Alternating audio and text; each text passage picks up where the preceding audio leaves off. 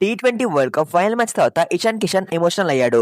New Zealand తో final కి ముందు ఇషాన్ కిషన్ వాళ్ళ cousin sister and brother in law accident లో చనిపోయారు. ఈ విషయం ఇషాన్ కిషన్ అయితే హార్దిక్ పాండ్యాకి చెప్పాడంట. హార్దిక్ అయితే మ్యాచ్ మీద ఫోకస్ పెట్టని ఇషాన్ కిషన్ ని మోటివేట్ చేశాడు. అండ్ తర్వాత ఇషాన్ అయితే ఫైనల్ లో 50 కొట్టడం జరిగింది. మ్యాచ్ తర్వాత ఇషాన్ ఈ విషయాన్ని షేర్ చేసుకున్నాడు. అండ్ తన ఆడిన ఇన్నింగ్స్ ని వాళ్ళ సిస్టర్ కి డెడికేట్ చేశాడు. ఎందుకంటే వాళ్ళ సిస్టర్ ఎప్పుడు ఇషాన్ 10 స్కోర్స్ కొట్టాలని కోరుకునేదంట.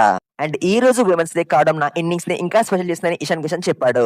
అంత బాధలో కూడా ఇషాన్ కిషన్ టీం కోసం సూపర్ గా ఆడాడనే చెప్పాలి. ఈ ఒక్క మ్యాచ్ లోనే కాదు, తన ప్రతి మ్యాచ్ లో రన్స్ స్కోర్ చేస్తూనే ఉన్నాడు.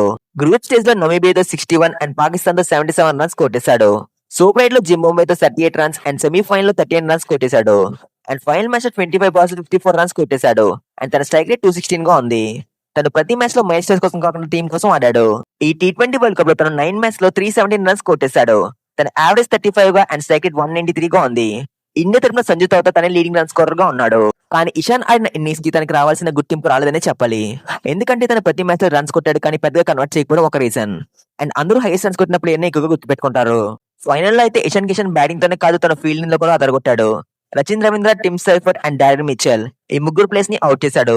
మరి ఇషాన్ కిషన్ కి రావాల్సిన గుర్తింపు వచ్చిందో లేదో కామెంట్ చేయండి. వీడియో నచ్చితే లైక్ చెప్పిన పర్లేదు కానీ హైప్ చేయండి. ఛానల్ ని సబ్స్క్రైబ్ చెప్పిన పర్లేదు కానీ గంట కొట్టండి. దేవుడు ఉన్నాడా లేడా? దేవుడు అంటే ఎవరు?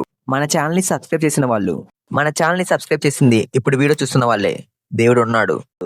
బాగానే యాక్షన్ చేస్తున్నావు.